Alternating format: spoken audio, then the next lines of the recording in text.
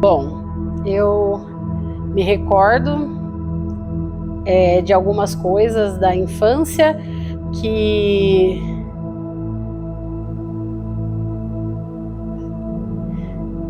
judiaram um pouquinho aí da cabeça, do psicológico, que foi o que me fez decidir fazer o que eu faço hoje, né? Antes eu queria ser advogada, mas eu percebi ao longo da vida que não era isso que me contemplaria nas minhas vontades, nas minhas convicções. Aí eu decidi fazer serviço social. Por quê? Eu passei pelas vulnerabilidades que a grande parte da população passa, né? Eu falo nós porque eu, minhas irmãs, né? Éramos em 6. Uma faleceu, ficamos nós 5. Uma das minhas irmãs foi entregue para uma enfermeira por conta de uma enfermidade dela, e ficamos 4 com a minha mãe e com meu pai, entre idas e vindas, às vezes 3, às vezes nós 4. Família, vizinhos ajudavam no que podiam, no que dava para fazer, no que era possível. A gente se mudou para o Mato Grosso do Sul. Eu lembro que eu tinha, aliás, eu não lembro a idade que eu tinha quando eu fui para lá. Eu lembro a idade que eu tinha quando eu voltei de lá. Eu tinha 7 anos de idade quando eu cheguei aqui, e lá não foi nada fácil também. Algumas recordações ficaram na minha cabeça. Minha mãe ficou doente na cama, sem poder falar. Lá não tinha recurso. Se hoje as pessoas acham que o recurso é escasso, que o recurso é pouco, elas não fazem ideia do que é morar no meio do nada. O pai cortando lenha, morando num barraco de lona, de madeira, suscetível a tudo que é tipo de bicho, né? Mato Grosso do Sul, não preciso falar muita coisa, né? E a gente ficou doente, minha mãe ficou doente, ela quase morreu mesmo, né? Eu com 7 anos fazia comida no fogão de lenha, e como eu não alcançava, eu tinha que colocar uma lata. Eu não lembro do que era a lata, mas eu colocava a lata, subia em cima e cozinhava no fogão a lenha. Não sou uma boa cozinheira, mesmo tendo cozinhado desde os 7 anos, mas tá tudo bem. Enfim, nós viemos embora para Rio Claro. Nós chegamos à noite aqui em Rio Claro. Eu me recordo bem que tava chovendo ou tava muito frio. Eu lembro que nós passamos perto de uma padaria. Essa padaria, acho que eu nunca vou esquecer o nome da padaria, não existe mais, muito antiga. Era Aliança o nome da padaria. E eu lembro que o dono da padaria estava chegando e viu minha mãe e meu pai chegando com 3 crianças de Mato Grosso, cheio de sacola, saco de roupa, coberta. E ele chamou a gente para dentro e nos deu o café da madrugada, porque não era manhã ainda. Estava próximo da casa da minha avó materna, né? Mas por todo o distanciamento, por todas as situações vivenciadas anteriormente, a minha avó naquele momento não conseguiu, né, nos acolher, e aí nós fomos procurar um lugar para ficar. Eu não lembro muito bem das decisões que foram tomadas, se foi atrás de casa, se pediu ajuda para alguém da família, mas eu me lembro bem que nós ficamos na área. Isso eu me lembro muito bem. Deve ser por causa do frio. Eu não gosto de frio até hoje. Então deve ser por causa do frio que a gente estava, que eu não esqueço da área. A gente morou em vários bairros de Rio Claro, né? E por conta da vulnerabilidade financeira, não dava conta de pagar aluguel, de fazer o que precisava ser feito, acabava que a gente tinha que trocar de casa. Então eu morei em vários bairros da periferia de Rio Claro. Até que a gente foi para assistência, nós moramos lá por 6 anos. E eu não sei o que acontece, não entendo ainda, mas parece que criança, menina, menino, vulnerável, tem cheiro. Não sei o que acontece, as pessoas sentem assim, que você é vulnerável, que você vai ter mais dificuldade em relatar quando você sofre algum tipo de violência, algum tipo de abuso, porque eu tinha 7 anos e meio, eu acho, eu estudava numa escola ali do bairro do Estádio. Um professor de educação física, naquela época era lambada, né, que a gente dançava. Eu amava dançar, eu amo dançar até hoje. E eu percebia que comigo era diferente, né, era rápido com as outras meninas e comigo demorava mais. Só que eu não sabia o que era, né, o que estava acontecendo, mas eu ficava mais tempo no colo dele, eu rodava mais tempo na cintura dele, e depois, com o tempo, eu fui entendendo, né, tudo aquilo. Aquela mão que demorava mais tempo em mim, eu sempre fui maiorzinha, eu sempre fui grandinha, né, então assim, eu acho que eles não me viam como uma criança, né, porque eu tinha um corpo mais desenvolvido, né. E esse professor foi o ano inteiro, né, fazendo o que ele quis, porque até então eu não sabia o que estava acontecendo direito. Depois de um período, eu pulei um pouco, eu mudei um pouquinho a ordem das coisas aí, mas depois disso é que a gente se mudou para assistência, né, mudei para assistência e fiquei lá por 6 anos morando com os meus pais. E mais uma vez, um adulto que, não sei, acho que percebe o quão vulnerável é a pessoa. O motorista da perua da escola, ele, toda vez que parava, ele me deixava para me levar por último. E ele ele não encostou a mão em mim, mas ele mostrou as partes íntimas dele para mim.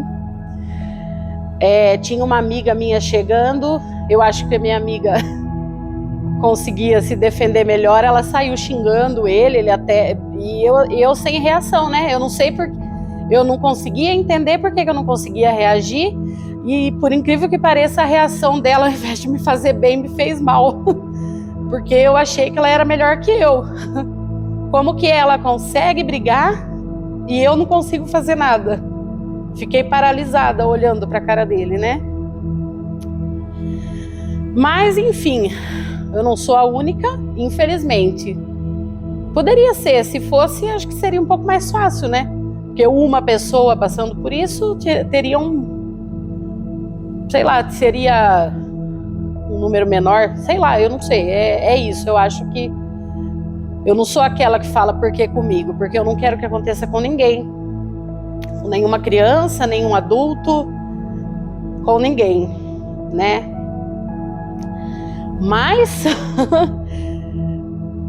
tudo isso ficou para trás, né? Eu comecei a namorar muito jovem.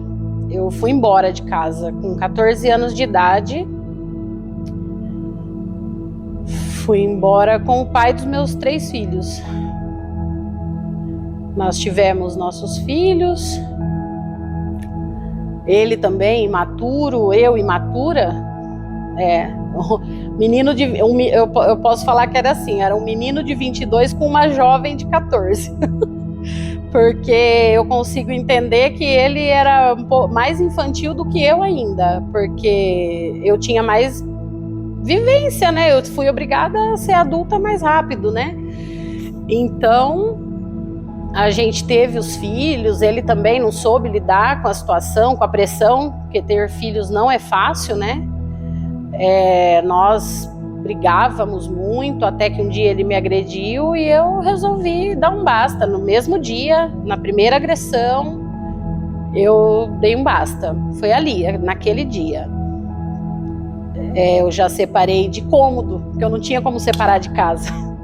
Eu tinha que permanecer na casa, eu não tinha como pagar um aluguel sozinha, cuidar dos meus 3 filhos sozinha.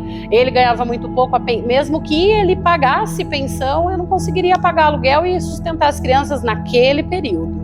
Eu me organizei, consegui uma casa um pouco mais simples, um pouco menor do que eu queria, né, por conta de ter as crianças. Eu estava acostumada já a dormir separada deles, mas eu não consegui, então foi a casinha lá com um quarto só, a gente ficou, nós ficamos num quarto, eu colocava as crianças na sala e assim a gente se organizou e eu consegui terminar de fato, né, esse relacionamento, sair desse cenário aí da violência.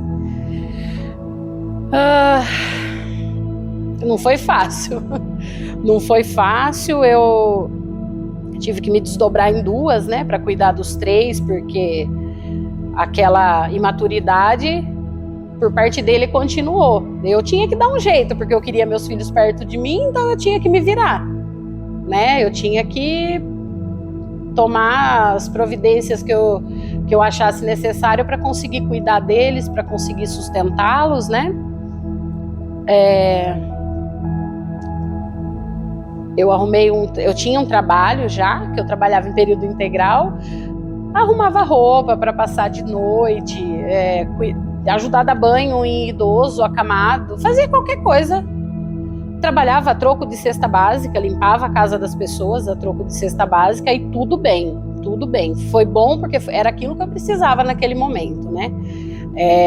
Eu acho que a pessoa que só tinha a cesta básica para me dar em troco do serviço, ela fez exatamente o que eu precisava naquele momento.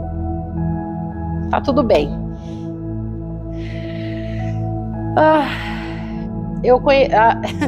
É engraçado que a gente, quando passa por uma situação de violência, a gente fica arisca, né? A gente não gosta, a gente não quer mais aproximação das pessoas, assim, né?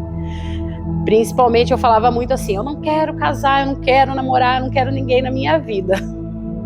Depois de 1 ano e pouquinho, eu conheci meu marido, faz 17 anos que a gente tá junto, é tempo, 17 anos é tempo. E ele, apesar de ser 7 anos mais jovem do que eu, ele me apoiou, ele me apoia sempre em todas as minhas buscas aí por melhoria, né? Ele sabe que eu gosto bastante de estudar, então tudo que eu falo para ele que eu vou fazer, ele concorda, ele acha legal, ele fala, vai lá, você gosta, tem que fazer.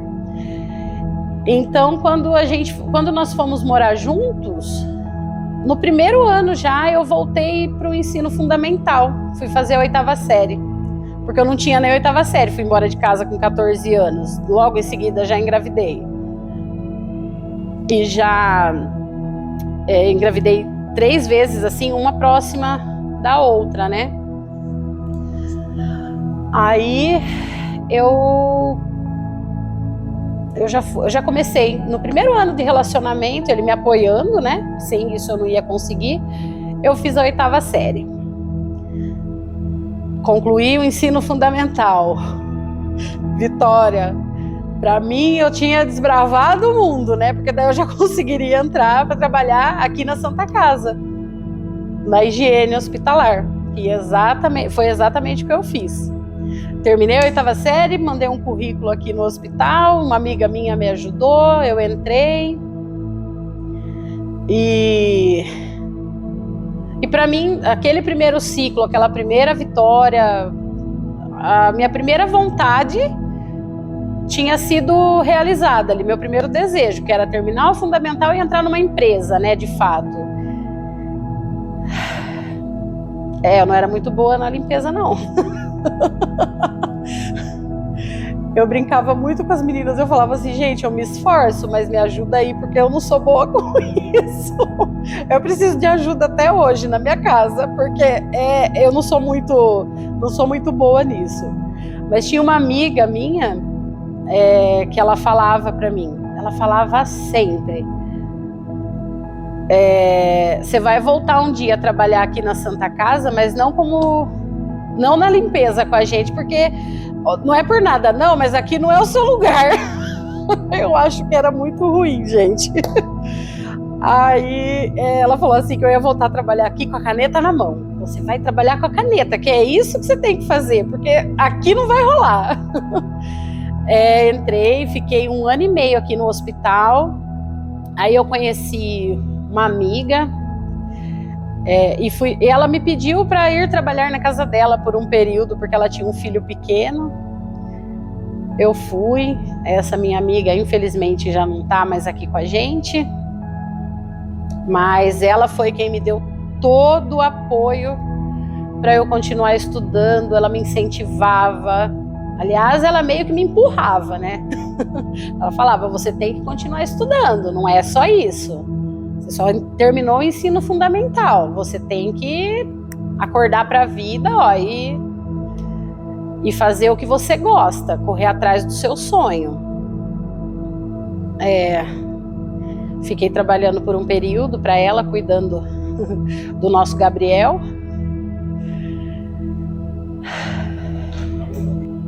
Gabriel, até hoje nós conversamos. Hoje ele tá um homem, né? Tá um rapaz. Até hoje a gente tem uma conexão aí, era para ser. Em 2011, deu um start assim, aliás, a Maria Rosa deu um start e falou, você tem que voltar a estudar. Eu obedeci, que bom que eu obedeci. No final, né, do ano de 2012, estava acabando o 3º ano, e já era outro sonho que eu estava realizando. Agora tem ensino médio completo, né? Era uma conquista para mim. Foi, né? Foi uma conquista para mim, né? Terminar o ensino médio.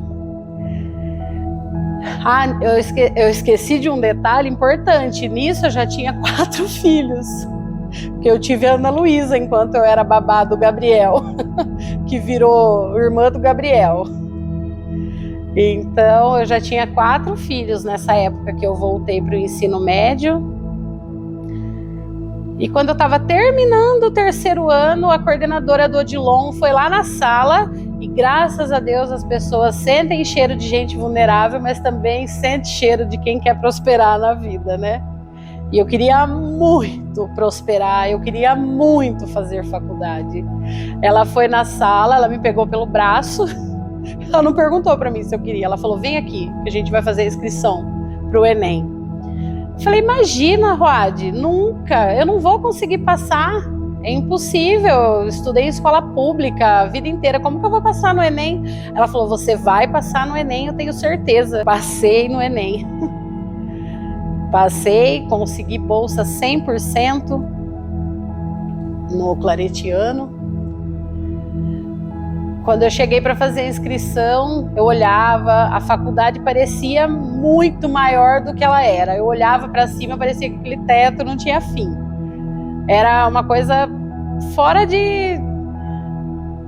Nossa, eu não sei nem explicar. Parecia um lugar imenso. Eu fazia igual nos filmes, né? Eu andava de frente, eu andava de costas, eu olhava, eu sorria, eu chorava também. E era real. Eu até perguntei para a assistente social que fazia as triagens lá, né? Perguntei para ela, é meu nome mesmo que está escrito aqui? Fui eu mesma que passei? Fui eu que consegui essa bolsa? Tá tudo certo, minha inscrição, não tem risco de eu perder essa vaga? Ela falava, não, fica tranquila, é sua. Acho que ela conseguiu entender um pouquinho de todo aquele sentimento ali. De toda aquela sensação de vitória ali. Concluí